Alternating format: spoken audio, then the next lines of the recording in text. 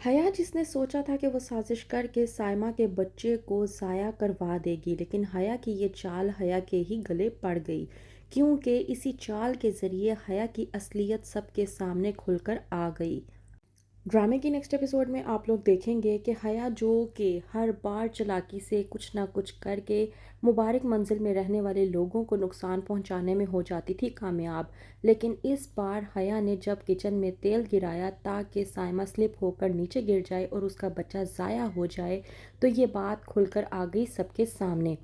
जब साइमा गिरने वाली होती है और ज़रार जाता है साइमा को बचाने के लिए, ज़रार चीखो पुकार करता है कि ये तेल आखिरकार यहाँ पर किसने गिराया। रिफ़त आती है और पूछती है कि क्या हुआ।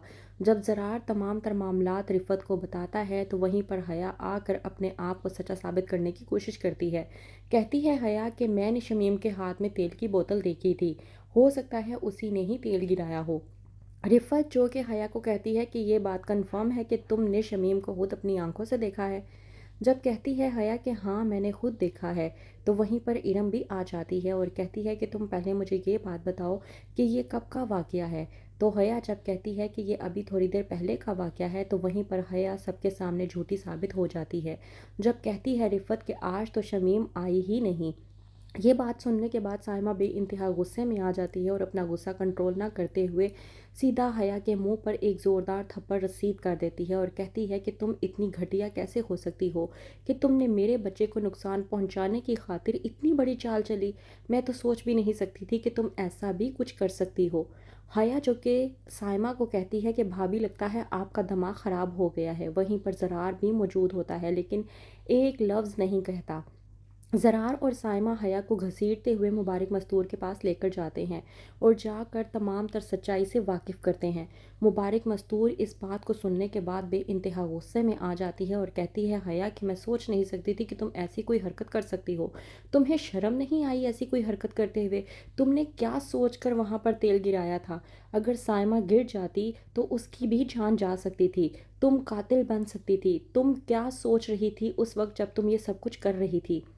हया भी ये सब कुछ बात कर ही रही होती है और अपने आप को सच साबित करने की कोशिश करती है कि वहीं पर इरम आती है और सबूत पेश कर देती है हया के खिलाफ कि हया ने आपके साथ एक और झूठ बोला है कि हया माँ बन सकती है, जबकि ऐसा नहीं है। हया कभी भी माँ नहीं बन सकती। वहीं पर जब आता है रूहान और ये तमाम तर बातें अपने कानों से सुनता है तो वो दंग रह जाता है। कहता है रूहान हया से कि तुम पागल हो गई हो। तुमने मुझसे इतनी बड़ी सच्चाई क्यों छुपाई? तुमने मुझसे झूठ क्यों बोला? हया समझ नहीं पाती कि उसके साथ आखिरकार ये अचानक से क्या हो गया।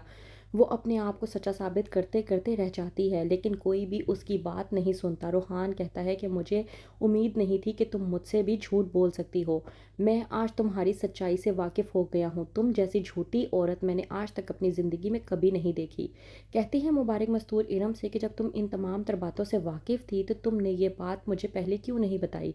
इस बात पर जब कहती है इरम कि मैं इस बात पर पर्दा रखना चाहती थी, लेकिन जब हया की सच्चाई सबके सामने आ रही है तो मैंने सोचा कि ये भी सच सबके सामने आ जाना चाहिए, इसलिए मैंने आपको ये सब कुछ बताया।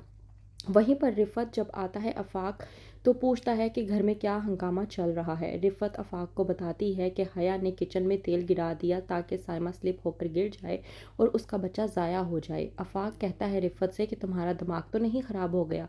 हया भला ऐसा क्यों करेगी और तुम्हारे पास क्या सबूत है हया के खिलाफ? इस बात पर जब कहती है रिफ़त के हया ने खुद अपने मुंह से एतराफ़ किया है तो आफ़ाक भी दंग रह जाता है।